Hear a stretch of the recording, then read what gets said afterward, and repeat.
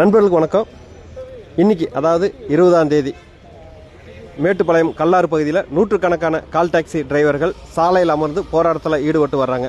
எதுக்காக இவங்க இந்த போராட்டத்தை நடத்துறாங்கன்னு பார்த்தீங்கன்னா, நேற்றைய தினம் அதாவது 19ஆம் தேதி காலையில் கோவையிலேருந்து ஊட்டிக்கு வந்து ஊபர் கால் டாக்ஸி மூலிமா இங்கேருந்து பயணிகளை ஏற்றிட்டு கொண்டு போய் ஊட்டியில் ட்ராப் பண்ணிவிட்டு அங்கே சவாரிக்காக வெயிட் பண்ணிட்டு இருக்காங்க சேரிங் கிராஸ் பகுதியில். அங்கே இருக்கிற லோக்கல் கால் டாக்ஸி டிரைவர்கள்லாம் சேர்ந்து இந்த தங்கராஜுங்கிற கால் டாக்ஸி டிரைவரை அடித்து அவர் வந்து காயமடைஞ்சிருக்கிறாரு. இதுக்காக கோவை தனியார் மருத்துவமனையில் அவர் சிகிச்சை பெற்று வர்றாரு.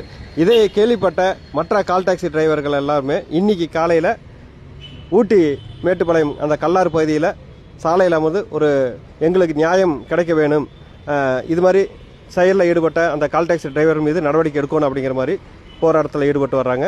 காவல்துறையினர் அவங்க கூட சமாதான பேச்சில் ஈடுபட்டு வர்றாங்க. இதனால் அந்த பகுதியில் போக்குவரத்து நெரிசல் ஏற்பட்டதோட இப்போ பரபரப்பும் நிலவிட்டு வருது. நன்றி நண்பர்களே, மீண்டும் ஒரு செய்தியோட நம்ம சந்திக்கிறேன். நன்றி.